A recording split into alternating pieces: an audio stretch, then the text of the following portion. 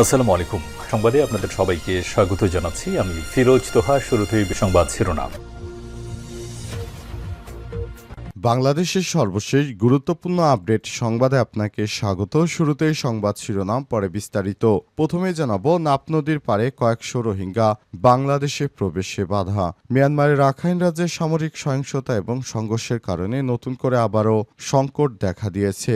অন্তত ৩০০ থেকে ৪০০ জন রোহিঙ্গা নাপ নদীর ওপারে বাংলাদেশে প্রবেশের অপেক্ষায় আছে। করা নিরাপত্তার কারণে সীমান্ত পার হতে পারছেন না তারা।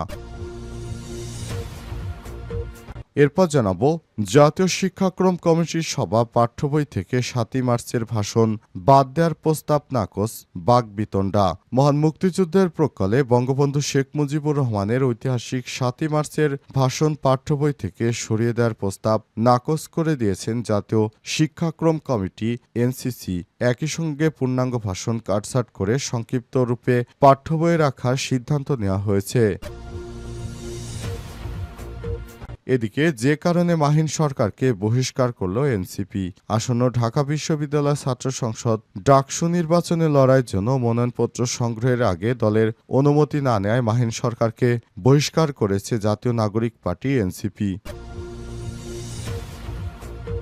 এদিকে নিম্নচাপের প্রভাবে উত্তাল সাগর। সমুদ্রে সৃষ্টি হওয়া নিম্নচাপের কারণে বঙ্গোপসাগরের পটুয়াখালী উপকূলে কয়েকদিন ধরে উত্তাল, থেমে থেমে হচ্ছে বৃষ্টি। এমন পরিস্থিতিতে মাছ না পেয়ে খালি হাতে ঘাটে ফিরে আসতে হচ্ছে জেলেদের। জানাবো, অসুস্থ ছাত্রদল নেতার চিকিৎসার দায়িত্ব নিলেন তারেক রহমান। বিগত সরকার আমলে লক্ষ্মীপুরে একাধিক ছাত্রলীগ ও যুবলীগের দফায় দফায় হামলায় ছাত্রদল নেতা সুমন বাপ্পী মানসিক ভারসাম্যহীনতায় পড়ে যায়। শারীরিক অসুস্থতা তাকে প্রায় শয্যাশয়ী করে রেখেছে। গত ৪ বছর ধরে শেকলবন্দি করে রেখেছে তাকে পরিবার। তবে দীর্ঘ এতদিন ধরে বিএনপির পক্ষ থেকে তার খোঁজ খবর না নেওয়া হলেও আসন্ন নির্বাচন উপলক্ষে তার চিকিৎসার দায়িত্ব নিয়েছেন দলের ভারপ্রাপ্ত চেয়ারম্যান তারেক রহমান।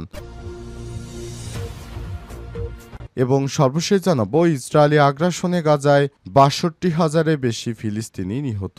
গাজায় প্রায় ২ বছর ধরে আগ্রাসন চালাচ্ছে দখলদার বাহিনী। সেখানে গণহত্যা চালাচ্ছে দখলদারেরা। অবরুদ্ধেই উপত্যকা এখন পর্যন্ত ৬২,০০০-এর বেশি ফিলিস্তিনিকে হত্যা করা হয়েছে। একটু নিরাপদ আশ্রয়ের আশায় এক স্থান থেকে অন্য স্থানে ছুটে চলছে ফিলিস্তিনিরা। প্রিয় দর্শক, এতক্ষণ শুনছিলেন সংবাদ শিরোনাম, এবারে বিস্তারিত। তবে তার আগে বন্ধুরা, অনুরোধ থাকবে সংবাদটিতে একটি লাইক দিন। এই চ্যানেলে আপনি নতুন হয়ে থাকলে আমাদের সংবাদটি দেখতে দেখতে চ্যানেলটি সাবস্ক্রাইব করে রাখুন। কমেন্ট করে বন্ধুরা আপনার মূল্যবান মতামত জানিয়ে দিন আপনি বিশ্বের কোন দেশ থেকে বা বাংলাদেশের কোন স্থান থেকে আমাদের সংবাদটি দেখছেন এবং শুনছেন। আর বন্ধুরা, এই সংবাদটি আপনার সোশ্যাল মিডিয়া ফেসবুকে শেয়ার করে বন্ধুদেরও দেখার সুযোগ করে দিন। এবারে বিস্তারিত। নাপ নদীর পারে কয়েকশো রোহিঙ্গা বাংলাদেশে প্রবেশে বাধা।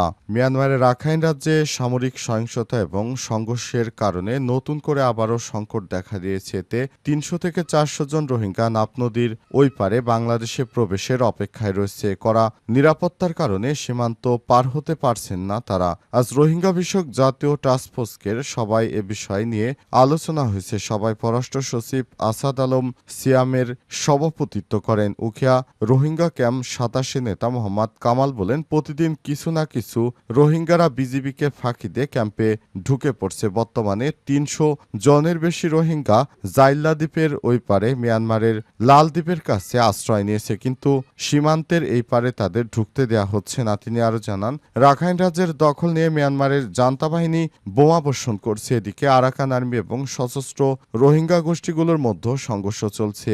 এই ত্রিমুখী সংঘর্ষের কারণে রোহিঙ্গারা বিপদে পড়েছে এবং তারা দেশ ছেড়ে পালিয়ে বাংলাদেশে ঢোকার চেষ্টা করছে। তাদেরকে বিজিবির পক্ষ থেকে সর্বোচ্চ বাধা দেওয়ার চেষ্টা করা হচ্ছে। তারপরও রাতের আধারে কিছু কিছু রোহিঙ্গারা বিজিবির সদস্যদের চোখ ফাঁকি দিয়ে তারা রোহিঙ্গা বাংলাদেশের ক্যাম্পগুলোতে ঢুকে পড়ছে। অবস্থায় বাংলাদেশে যেসব রোহিঙ্গারা আসছে তারাও নতুন করে দেশে বসবাস শুরু করছে। তারা আর ফেরত যেতে চাইছে না। জাতীয় শিক্ষাক্রম কমিটির সভা পাঠ্যবই থেকে ৭ই মার্চের ভাষণ বাদ দেওয়ার প্রস্তাব নাকচ, বাকবিতণ্ডা। মহান মুক্তিযুদ্ধের প্রকালে বঙ্গবন্ধু শেখ মুজিবুর রহমানের ঐতিহাসিক ৭ই মার্চের ভাষণ পাঠ্যবই থেকে সরিয়ে দেওয়ার প্রস্তাব নাকচ করে দিয়েছে জাতীয় শিক্ষাক্রম কমিটি এনসিসি। একই সঙ্গে পূর্ণাঙ্গ ভাষণ কাটছাঁট করে সংক্ষিপ্ত রূপে পাঠ্যবইয়ে রাখার সিদ্ধান্ত নেওয়া হয়েছে। এ সংক্রান্ত বিষয়ে আয়োজিত সভায় ৭ই মার্চ ভাষণ রাখা না রাখা নিয়ে কিছুটা বাকবিতণ্ডাও হয়েছে। আজ রাজধানীর মতিঝিলে জাতীয় শিক্ষাক্রম ও পাঠ্যপুস্তক বোর্ড এনসিটিবি কার্যালয়ে ২০২৬ শিক্ষাবর্ষে ষষ্ঠ শ্রেণী থেকে দ্বাদশ শ্রেণীর পরিমার্জিত পাঠ্যপুস্তক অনুমোদনের সংক্রান্ত সভায় সিদ্ধান্ত গ্রহণ করা হয়। সভায় অংশ নেওয়া জাতীয় শিক্ষাক্রম কমিটির কয়েকজন সদস্যের সঙ্গে কথা বলে জানা যায়, এনসিটিবির পক্ষ থেকে সভায় পাঠ্যবই থেকে বঙ্গবন্ধু ৭ই মার্চের ঐতিহাসিক ভাষণ বাদ দেওয়ার প্রস্তাব করা হয়। মাধ্যমিক ও উচ্চশিক্ষা অধিদপ্তরের অধীনে পুস্তক পর্যালোচনায় জড়িত শ্রেণীর শিক্ষকরাও বই থেকে এই ভাষণ বাদ দেওয়ার প্রস্তাব করেন। তবে সভায় উপস্থিত শিক্ষা প্রশাসনের বেশ কয়েকজন কর্মকর্তা ৭ই মার্চের ভাষণ বাদ দেওয়ার বিপক্ষে অবস্থান নেন। একই সঙ্গে তারা ভাষণ রেখে সংক্ষিপ্ত করার পক্ষে মতামত নিয়ে সবাই কিছুটা বাকবিতণ্ডা হয়েছে। তবে শেষ পর্যন্ত আলোচনার মাধ্যমে ভাষণ রাখার সিদ্ধান্ত গ্রহণ করা হয়েছে। যে কারণে মাহিন সরকারকে বহিষ্কার করল এনসিপি।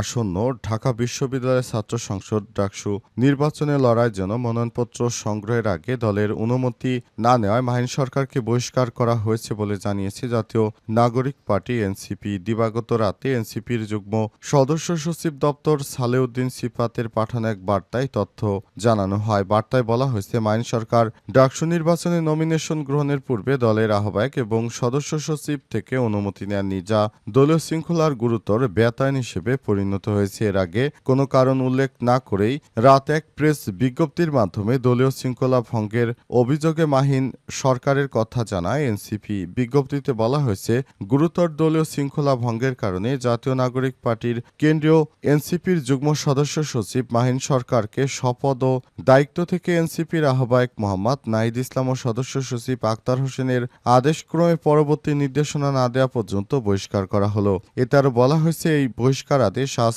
সোমবার থেকে কার্যকর করা হবে এবং পরবর্তী নির্দেশনা না দেওয়া পর্যন্ত বহাল থাকবে। উল্লেখ্য, ডাকসু নির্বাচনে একটি স্বতন্ত্র প্যানেল থেকে সাধারণ সম্পাদক জিএস পদে প্রার্থী হয়েছে এনসিপির মাহিন সরকার। আজ ডিইউ ফার্স্ট নামে একটি স্বতন্ত্র প্যানেল থেকে ডাকসুর কেন্দ্রীয় সংসদের জিএস পদে প্রার্থী হওয়ার ঘোষণা দেন মাহিন সরকার। নিম্নচাপের প্রভাবে উত্তাল সাগর।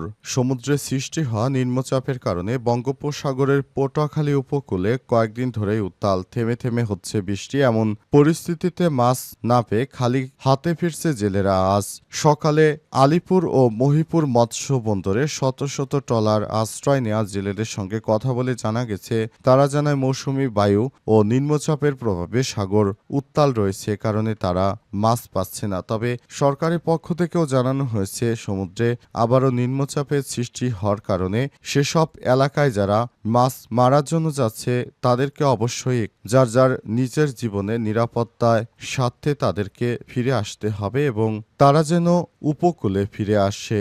নিম্নচাপের ফলে সাগরে যে কোনো সময় অতিরিক্ত বায়ু প্রবাহের ফলে সেখানে বড় ধরনের কোনো সমস্যা সৃষ্টি হতে পারে। এফবি মায়ের দেওয়া ট্রলারের মালিক নুরুখা বলেছেন, অবরোধের পর এখন পর্যন্ত লাভের মুখ দেখতে পারিনি। বাজার সওদা করে যখন সমুদ্রে নামি 2-1 দিন ফিশিং করার পরই আবহাওয়া খারাপ হয়ে যায়। কোনো উপায় না পেয়ে আবার ঘাটে ফিরে আসতে বাধ্য হই। গত 2 দিন আগে 6,30,000 টাকার বাজার নিয়ে গেছি, মাত্র 1,15,000 টাকার মাছ নিয়ে ফিরে এসেছি। এভাবে চলতে থাকলে এই পেশা ছেড়ে দিতে হবে। তবে মৎস্য ব্যবসায়ী নেতারা বলেন, এদিকে বৈরী আবহাওয়ার, অন্যদিকে দফায় দফায় অবরোধ, সব মিলিয়ে জেলেসহ আড়তদাররা বিপাকে পড়েছে। তিনি আরো বলেন, গত 4 বছর ধরে ব্যবসার মুখ দেখিনি। 58 দিন নিষেধাজ্ঞা, যেতে না যেতে 13 অক্টোবর থেকে 3 নভেম্বর পর্যন্ত আবারও অবরোধ। লাখ লাখ টাকা দাদন নেয়া, এভাবে চলতে থাকলে এই পেশায় টিকে থাকা যাবে না।